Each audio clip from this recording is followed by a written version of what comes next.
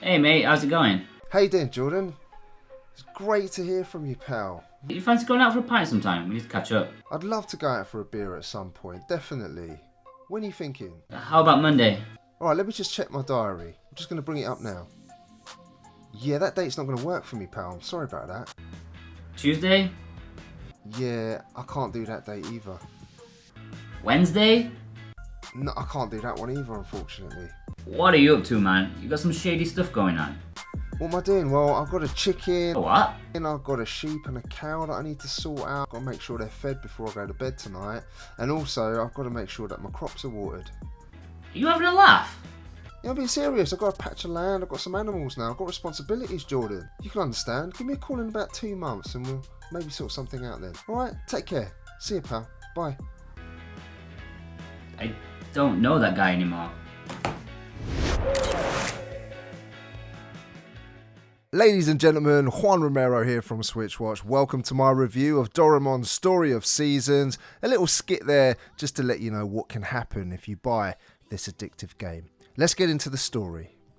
So Doraemon's Story of Season, we have our protagonist Nobita, or Nobby for short, and he's a boy with a heart of gold, gets caught up in a storm one day and sucked straight into it. Somehow he lands in a random planet with all of his friends, including the robotic cat Doraemon. Unfortunately for them, all of their powers have been lost, and you've also lost those all-important gadgets. Now the story here is kept rather vague in that you need to try and return home, but in the meantime your adventure consists of meeting all of the villagers on the planet, and of course, where the land has been devastated by this storm, the only thing left here is a special tree. So it's up to you and your friends to help the villagers get everything back to how it was. Now if you're familiar with the manga, then you'll know that this is a big dog in Japan. Good as anything Studio Ghibli has produced. There's been many games made, and I do wonder why some of these have not been localized before, because all I can say is I'm glad this one has.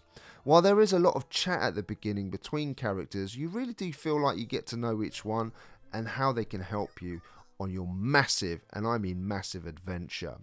Let's talk about the gameplay here. I want to make clear from the beginning that this game has the ability to consume you and your life in a way that many games fail to do. All of a sudden you've lost an afternoon, an evening, or a whole night. It's a game that you can play for an hour or 10 in a row and for some reason just not feel that boredom, and it's perfect for playing on the move. A farming role-playing simulator which have become very popular games nowadays, let's be honest. The driver of customizing your farm, growing crops, raising farm animals like chickens, sheep or cows, and finding others in certain quests along the way. And soon enough, time is whisking by at a brisk pace. At first, you'll be exploring all of the nuances of the city by moving Nobby about. You can go anywhere you want, and while the map is not the biggest in the world, there's always lots to do.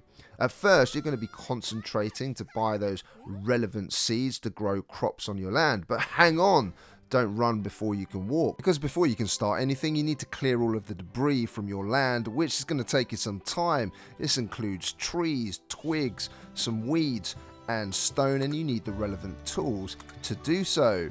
Now, you're going to want to make sure that you grow crops which flourish in the relevant seasons, which last 30 days for spring, summer, autumn and winter. Luckily, the shop will change up what it sells depending on the season to make things just a little bit easier. Now let's say you buy a summer crop which takes a certain number of days to grow, but you decide to plant that crop on day 27. As soon as the season changes, the crop will die if you're not careful, and so you'll fail to harvest it. Believe me, I learnt the hard way, and I lost about a $3,000 investment, which was huge at the beginning of the game. Planning is absolutely key to success, and all the systems are there in the game to help you do that.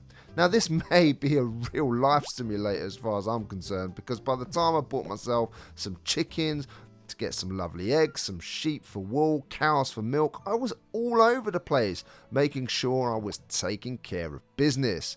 Add the fact that you can go mining for ore, fishing for fish, and invest in a bug catcher to catch bees for your beehive, and this game has you hooked for the long haul. And that's not even taking into consideration the fact that you can spend days and days harvesting materials like normal wood, softwood, hardwood, just so you can upgrade your house, chicken coop, and so on. On top of that, you can also build furniture to your content. Fancy furniture all built from shells? No problem. A daily visit to the beach to collect all the shells for that day are in order. And you may only collect 3 or 4 per day, but collect them you will, because you want to build that interior of your dreams, or maybe the dreams of your missus or partner. Once you build a bigger house, you'll end up with a kitchen, a quick visit to the restaurant, and you can buy a frying pan, all sorts of other cooking utensils to make food. And it goes on and on and on. And the stamina bar plays a huge factor in your day. You'll need to take naps regularly, eat something to keep your energy levels high, and boy oh boy are you going to need it. Once that farm gets bigger, you'll be finding it painful when watering 1 square at a time for 1 crop. A visit to the blacksmith will then be in order, so you can upgrade that watering can so you can water all of 2 squares by holding down that action button. There's quests to do, events in your diary that you'll want to attend, and all the folk walking around town can be spoken to, bringing about a nice bit of life to this game. They can be befriended, and make sure you give them something like a nice little present to tighten that relationship. 15 hours into the game, I had not even scratched the surface. This game promises over 200 hours with no problem, and probably more than that. I found all of this to be super enjoyable. If you need to go to the next day, no problem. Go to sleep and wake up the next day. Just be sure you feed those animals before you do so, or they get sick, and that's going to cost you a whole heap of money. I lost one of my chickens because of that. I'm just saying, Cluxon, I'm so sorry, pal. So sorry. But I bought another one anyway. And that kind of softened the blow, I have to say. But yeah, I miss him so much. But anyway, we got another couple of chickens in the coop, and it's all good. Now, if you need to go to a shop which opens at, say, 3 p.m. and it's only 11 a.m., no worries. You can lie down, rest your head on your bag, and have a nap to fast forward that time. Speaking of your bag, it's so small at the beginning that it's going to get on your nerves. Believe me, make sure that that's one of your first upgrades, because it really helps. At $6,000 though, whew, it's expensive, so there's going to be a lot of work to do before you can even get your bag upgraded. Now, while all of this is going on and time passes, there'll be quests that come up, like rescuing a dog. That's going to require the special gloves gadget. There's many more to look forward to, which I'm not going to spoil here. So, did I enjoy all of this? Well, you either love this type of game or you don't. Some will find it repetitive, some may even find it boring. Nature of watering crops, day after day, little mundane tasks. Whereas others, like me, I just kind of found it rather relaxing. A way to play a game where you don't need huge amounts of concentration to enjoy it, and a great way to unwind as well.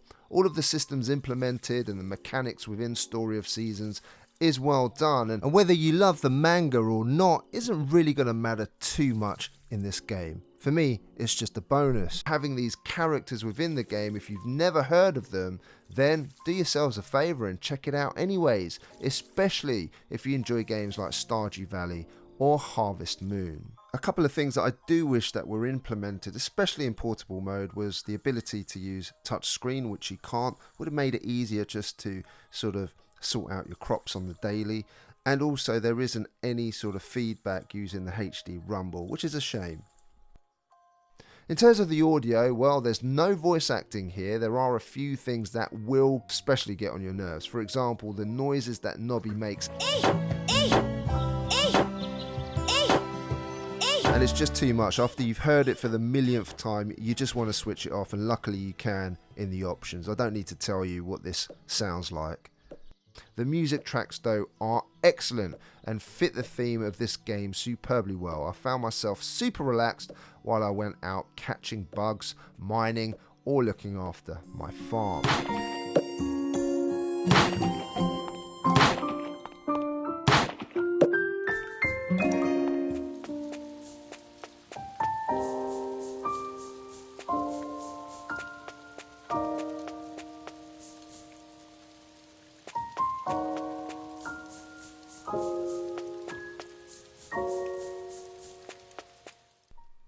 Visually, I love the palette used here, the colours, the aesthetic. It reminds me a lot of Ni no Kuni. It looks beautiful, and I love the weather effects used. The day as it changes from dusk till dawn is superb, and when it rains, it looks great and has the added advantage of you being able to do something else rather than spend most of your energy watering those damn crops. I love rain days. I was really disappointed though when moving around the city, as there was noticeable frame rate drops, so this does affect the performance. Lucky for this game, it's not too much of a problem because it's a much slower paced game, but it is noticeable and it's a little bit of a shame. In terms of value, well, this has a AAA price tag of £44.99 in the UK or $49.99 in the US and in euros. You can also buy this as a physical edition if you wish, and I'll put the link for that below if you're a collector. Is it worth it? For me, it was worth every single penny. Not only are you going to get hours and hours of enjoyment, but you're also going to get a shed load of hours where there is lots to accomplish.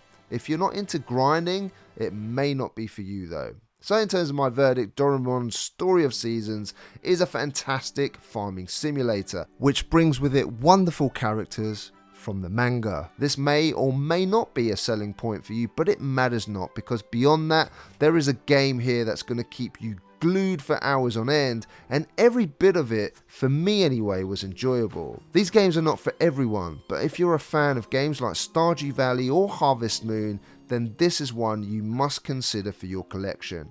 It has loads of depth, and as I say, very, very addictive. A few technical issues aside, it has wonderful music, gorgeous visuals, and a gaming loop that's going to keep you hooked, and one that you can play with any member of your family. Don't say I didn't warn you though, if you buy this, your family and friends may not see you for months. An 8.5 out of 10. Ladies and gentlemen, if you enjoyed this review, then we'd be really thankful if you hit that thumbs up. I'm not sure what the other button's called, so leave that one alone. And also, if you're a new watcher here, then don't forget to subscribe for your chance to win a Nintendo Switch Lite and Zelda Link's Awakening that we'll be giving away when we hit 50,000 subscribers. Not too far away now, we hope. All of you existing subscribers, you're already in the draw, so nothing else that you need to do. Are you a big fan of these farming simulator games? Let me know your thoughts in the comments section down below. Before I go, I'm going to stick up a couple more videos for you. We've got our weekly bargains video, our weekly physicals video, and I'll stick another review up there if you want to check that out. My name's Juan Romero from SwitchWatch. I'll see you all again soon on the next one.